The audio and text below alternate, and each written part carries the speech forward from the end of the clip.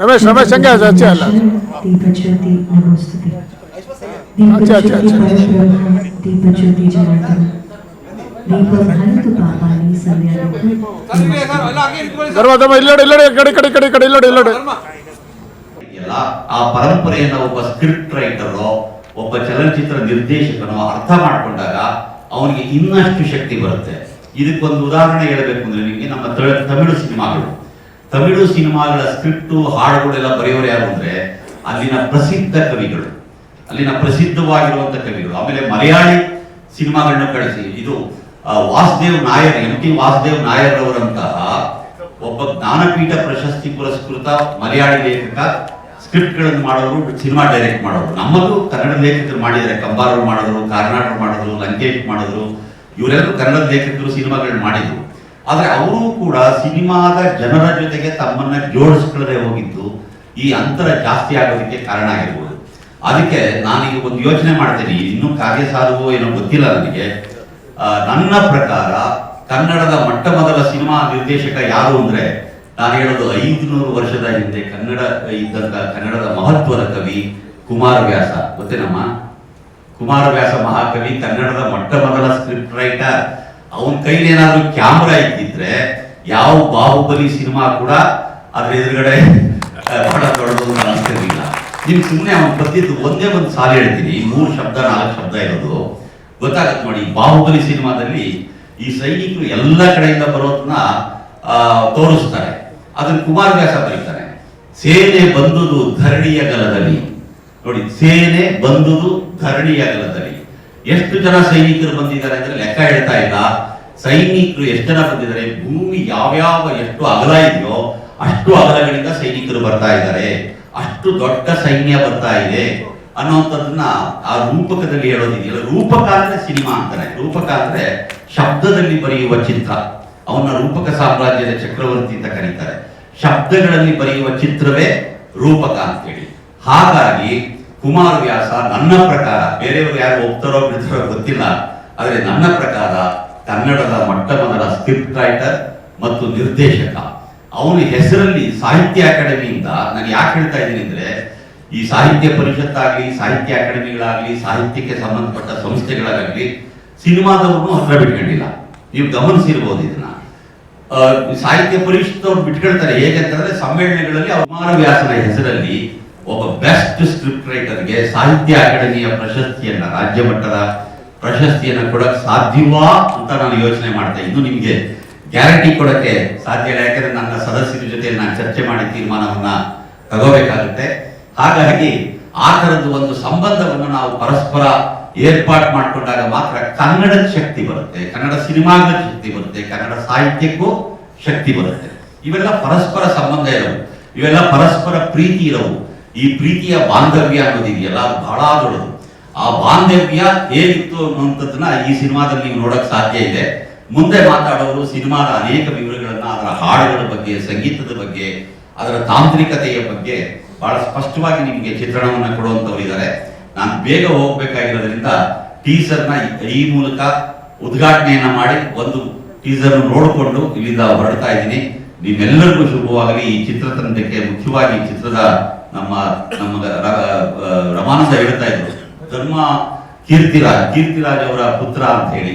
ಬಹಳ ಸಂತೋಷ ಆಯ್ತು. ನಿಮ್ಮಂತ ಹುಡುಗರು ಬೆಳಿಬೇಕು ಕನ್ನಡದಲ್ಲಿ. ಅನೇಕ ಜನ ಕಲಾವಿದರು ಇಲ್ಲಿದ್ದಾರೆ. ಈ ಎಲ್ಲ ತರುಣರಿಗೆ, ತರುಣಿಯರಿಗೆ ನಾನು ಶುಭವನ್ನು ಹಾರೈಸಿ ಈ ಚಿತ್ರತಂಡಕ್ಕೆ ಒಳ್ಳೆಯದಾಗಲಿ, ಸಿನಿಮಾ ಯಶಸ್ಸು ಗಳಿಸಲಿ ಅಂತ ಮನಃಪೂರ್ವಕವಾಗಿ ಹಾರೈಸಿ ನನ್ನ ಮಾತುಗಳನ್ನ ಮುಗಿಸ್ತೀನಿ. ಧನ್ಯವಾದಗಳು.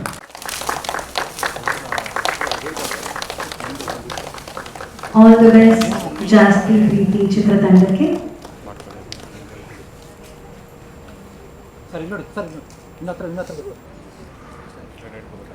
ಗ್ಲೇರ್ ಹೊಡಿತಾ ಇದೆ.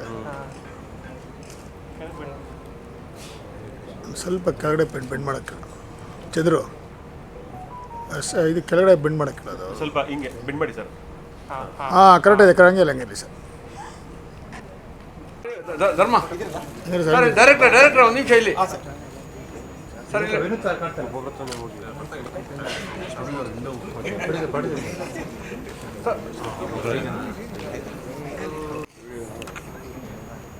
ಒಳ್ಳೆ ಕಡೆ ಹೋದ್ರಿ.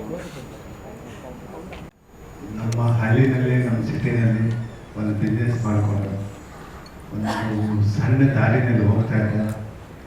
ಏನೋ ಒಂದು ಸಿನಿಮಾಗೆ ಬರಬೇಕು ಅಂತೇಳಿ ನಾನು ಒಂದು ಕಾರಣಾಂತರದಿಂದ ನಾನು ಸಿನಿಮಾಗೆ ಬಂದೆ.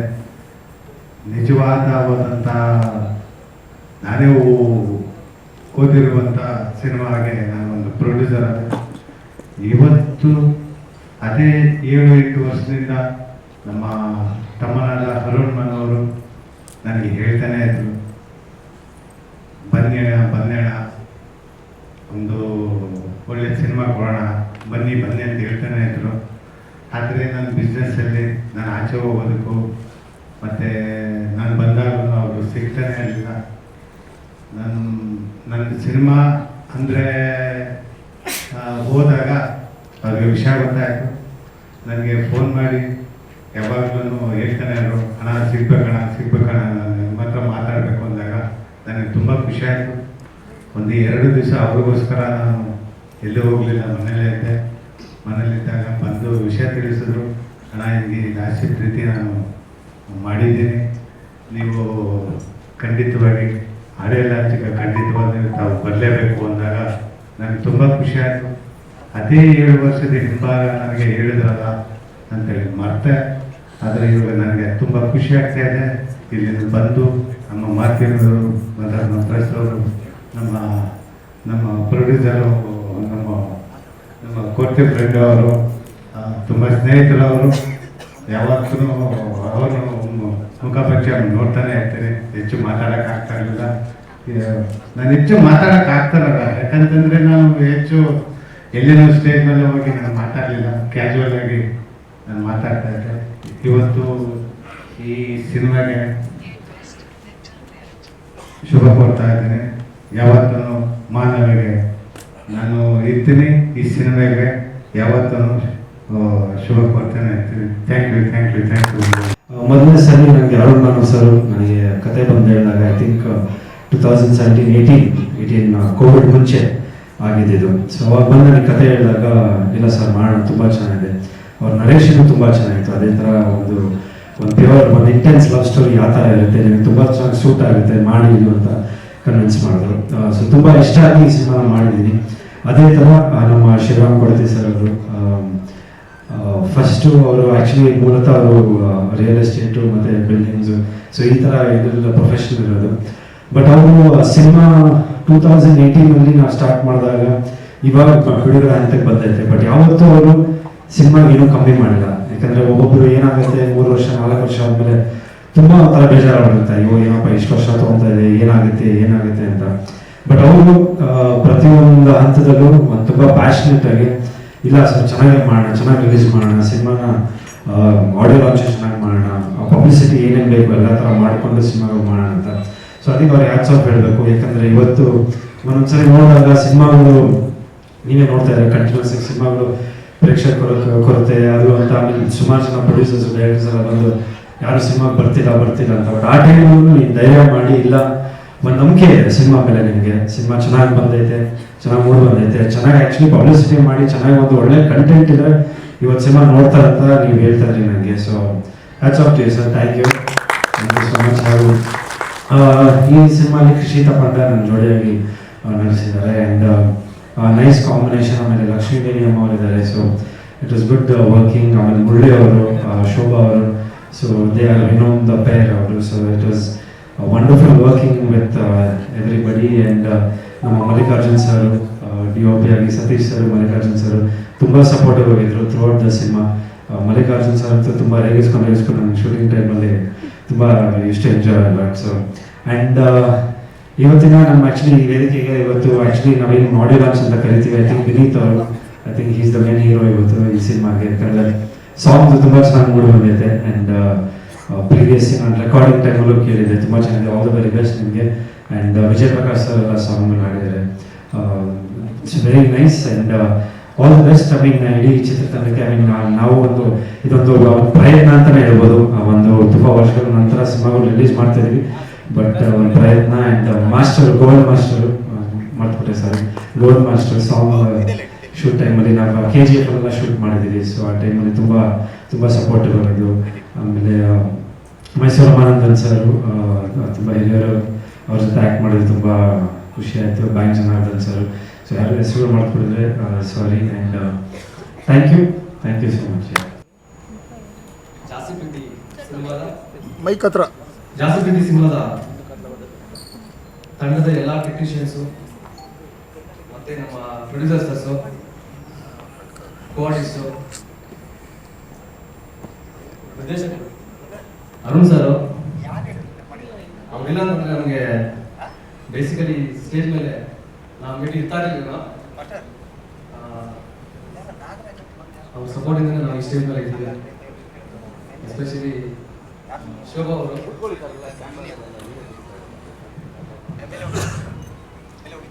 ನಮ್ಮ ಆತ್ಮೀಯರು. ಇವ್ರು ಬಿಟ್ಟು ನಾವು ಯಾವತ್ತು ಇವ್ರ ಸಪೋರ್ಟ್ ಇಲ್ಲ ಮೇ ಬಿ ಬೆಳೆಯೋಕ್ಕೆ ಚಾನ್ಸೇ ಇಲ್ಲ. ಅದರಲ್ಲೂ ಮೀಡಿಯಾದವರು, ಮಲ್ಲಿ ಸರು,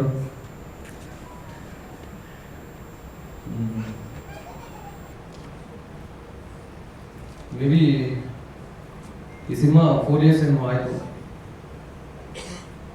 ಜಾಸ್ತಿ Preethi behind there is many struggles. Arun ಅವರು ಮೇ ಬಿ ಸ್ಟಾರ್ಟಿಂಗಿಂದ ಇವತ್ತಿನವರೆಗೂ ಜೊತೆಲೇ ಬರ್ತಾ ಇದ್ದೀವಿ. ಪ್ರತಿ ಮೂಮೆಂಟು, ಪ್ರತಿದಿನ ಸಿನಿಮಾಗೆ ಸಂಬಂಧಪಟ್ಟ ಎಲ್ಲ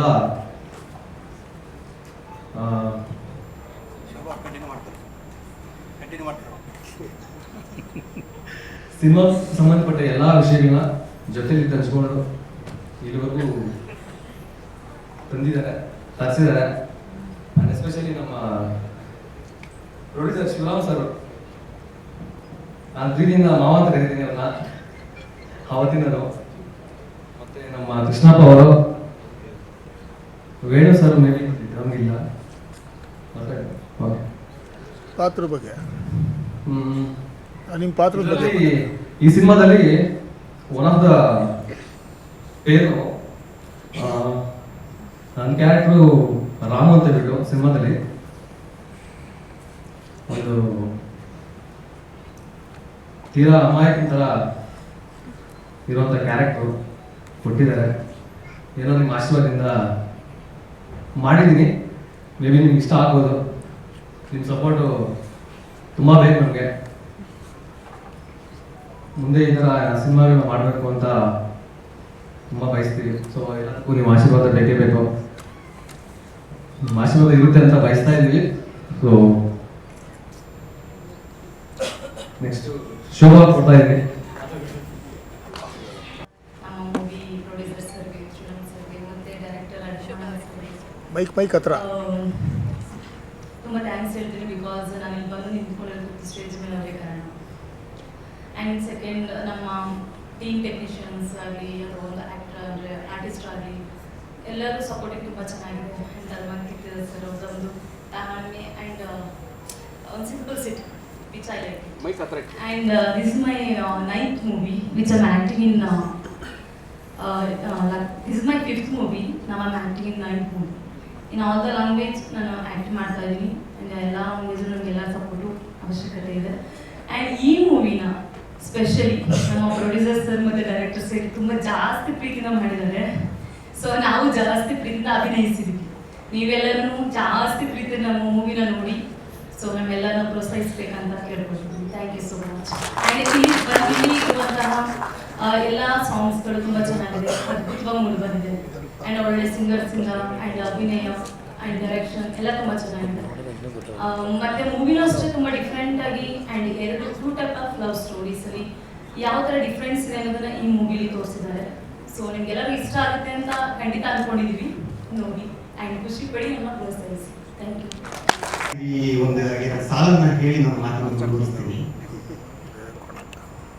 ನಿನ್ನ ಮೇಲಿನ ಪ್ರೀತಿ ಎಂದಿಗೂ ಪ್ರೀತಿ ಹೆಚ್ಚೇ ಇತ್ತು, ಅಂದು ಅಕ್ಷರಗಳಲ್ಲಿ ವ್ಯಕ್ತಪಡಿಸುತ್ತಿದ್ದೆ, ಇಂದು ಮೌನವಾಗಿ.